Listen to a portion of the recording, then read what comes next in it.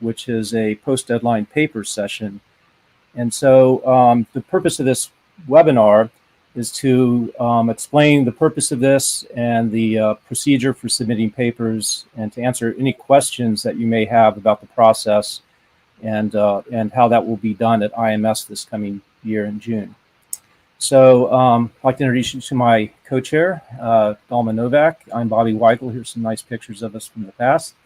And we will just go ahead and begin talking about this new session and the different aspects of it. So I'll hand things over to Dalma to go through that. Thanks very much, Bobby. Hi to everybody. Thank you for joining us today.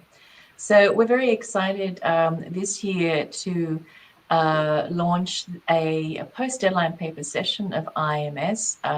This is a new feature, and it's also going to be a technical highlight of the program as well.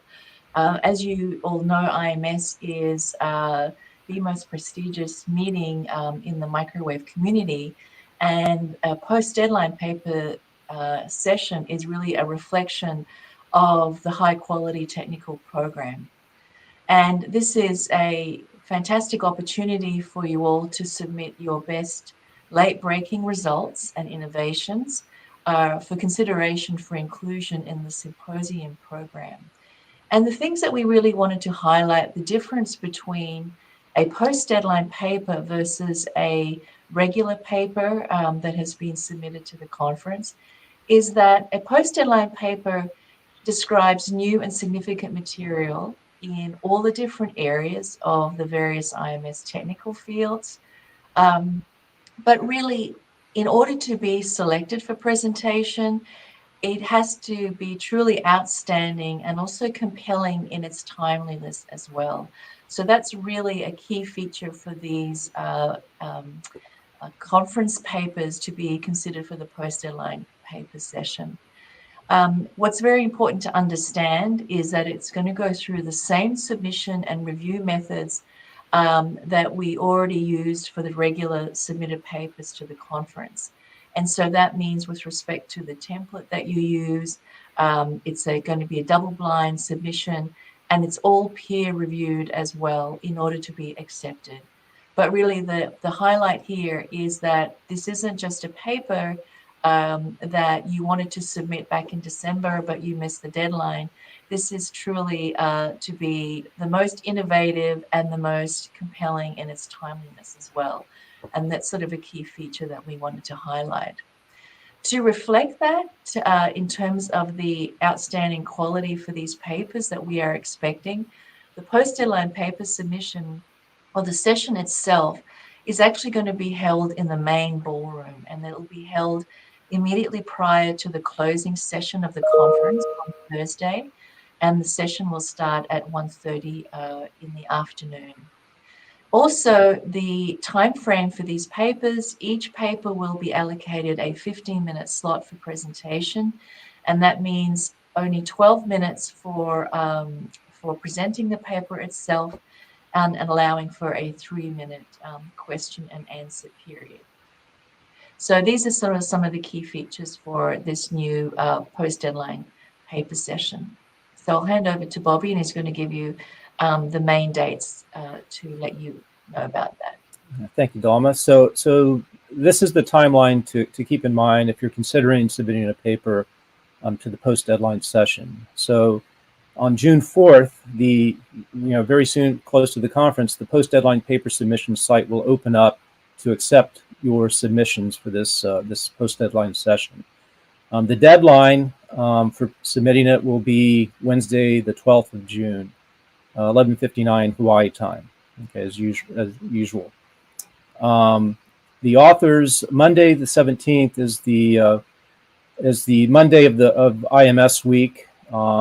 It's when the plenary session, opening plenary session is given, and the authors will be notified about the review outcomes at that session. The papers that will be in that post-deadline session will be announced there. Okay, that's on the 17th. The 18th, so this is very compressed because this is all done at the conference. We need to have the final papers submitted and the copyright forms and the presentation materials, so that we can get that all uploaded into the conference program and have it all ready for presentation on Thursday. Okay. And then on Thursday the 20th, as Dalma said, preceding the closing plenary session is when we have the post-deadline paper session. The submission process is something, if you've submitted a paper to IMS, a regular paper in the past or this year, is familiar. It's the same process. It'll be a double-blind review. You submit your paper, the same process that was done before, and it will be reviewed essentially in the same way that the regular papers are. It'll be a technical review committee will review these, which will be made up of representatives of all the different IMS committees, so that we can cover the broad range of topics that our society covers for this conference. Okay. So with that, that's kind of the overview of this. There's some questions that we have received about this, and we will take turns going through these to hopefully answer these. So I'll go ahead and start off. I think I just mentioned this. So the first question we have is, how will the submissions be reviewed? So it will be by representatives of the different subcommittees of the TPRC, not the full TPRC as is done with the regular papers. Those members may be the chairs or co-chairs or some representative, but we will have representation from all the subcommittees on the committee that will review the post-deadline papers. Okay. Dalma? Thanks, Bobby. Another question is about the accepted papers. Will they be published along with the general proceedings of the conference? So the papers, they will be published in Explore because they are peer reviewed. Because of that very late timeline, they won't necessarily be included in the general conference digest. However, they will be available electronically through the IMS app. So everyone will be able to access the post-deadline paper session program, the list of papers there, and they'll be able to access the actual accepted paper through the electronically through the app as well. Okay. So the third question, I think perhaps we've answered that to some extent. Could you explain in detail what the publication process is versus a regular IMS paper? So as we said, it's a compressed timeline because the review will be done essentially right before IMS. The accepted paper is announced at IMS. And so we need to get the final papers on that date on the previous slide so that we can include it in the program. And it will appear in IEEE Explore. I think that's another question we've received. I think, does that cover that question, you think, Dalma? What's being asked there? Okay, all right. So another question was about, can you reserve accommodation and register for the conference before your paper is accepted? So if you want to, submit a paper, you won't know about whether it's been accepted, obviously, until IMS week itself. And so you do have to physically be there at the conference, which means you must register for the conference and obviously book your accommodation as well. And this is sort of part of the process of submitting a post-deadline paper. You actually don't know until after you arrive whether your paper will be accepted. But yes, we ask you to register and also to book your accommodation as well. So the next question, are formatting and other manuscript requirements similar, if not the same, as normal deadline submissions? And the answer is yes. The format of the paper will follow the same rules and formatting as the regular paper submitted at IMS. So that's 4-page paper in which the last page, the first column, can be used for technical content. The second column should be only acknowledgments and references. Okay. The next question is about eligibility to be considered for the various best paper awards that are part of IMS. As you know, there are 4 different ones. And so the question is, will a post-deadline accepted paper be eligible for that?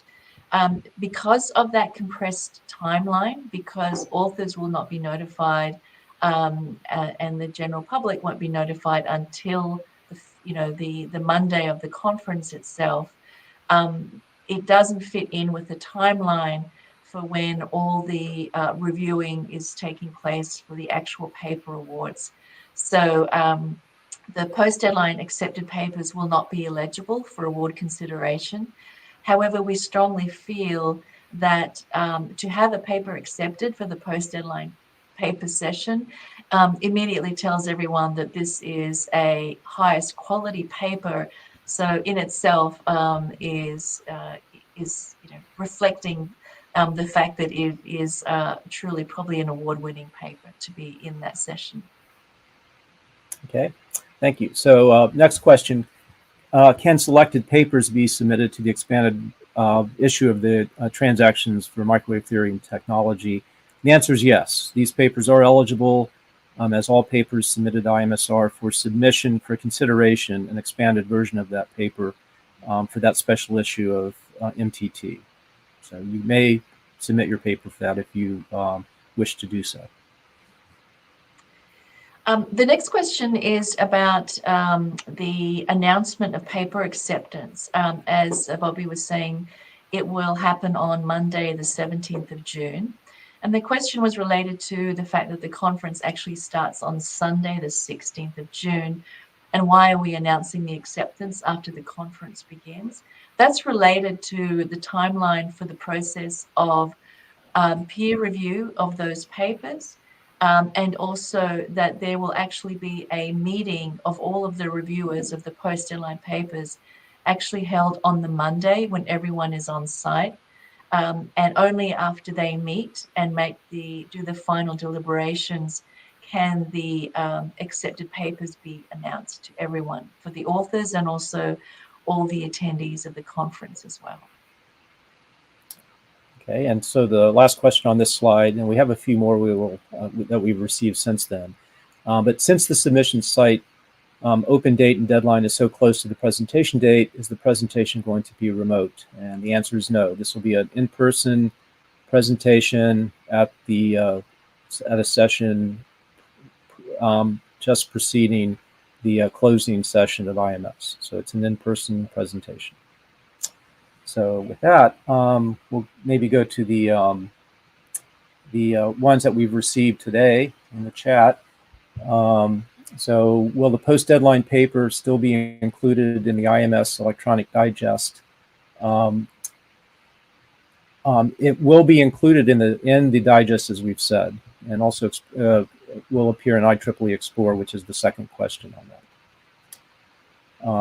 The next one, Adalma, maybe you can take this. How many papers will be accepted for presentation in the post-deadline session? So we are expecting, and this is typical for the high quality of a post-deadline paper, that the acceptance rate we expect will be low, lower than for regular submitted papers. So as we said, there will be one session in the large ballroom where everyone will be attending, and all of the post-deadline paper sessions will fit in there. There'll be 15-minute slots, so we're not expecting probably more than about 6 or 7 post-deadline papers to be accepted. However, just to kind of reiterate our point, is that only the most innovative and compelling with respect to timeliness will be accepted. Okay. The next question is there an emphasis on a particular research field? Answer is no. Any field or paper that covers a topic of interest to IMS, as represented by all the different subcommittees and areas, will be considered. So there's not a particular area of emphasis for this post-deadline session. The next question, who will be involved in the review board? All chairs or only subcommittee of the related research topics? I think we've covered that. So it will be representatives from the different subcommittees of the TPRC will be making up the review committee for the post-deadline papers.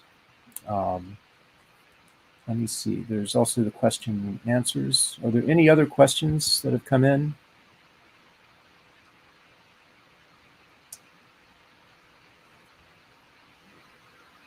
I do not see any.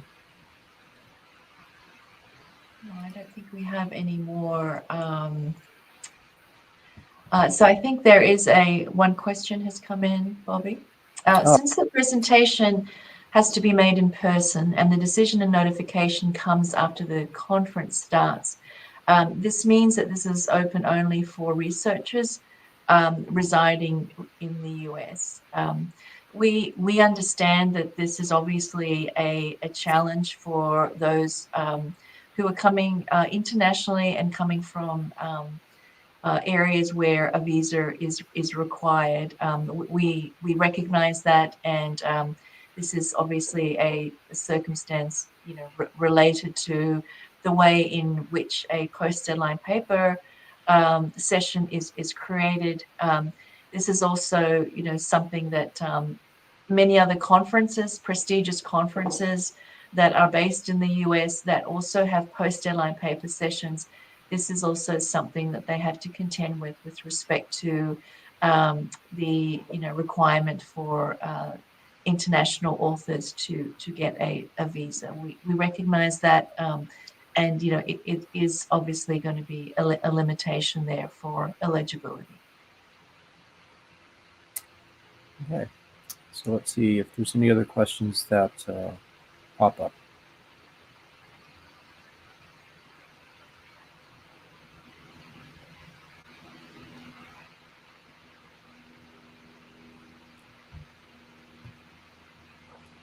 I do not see any.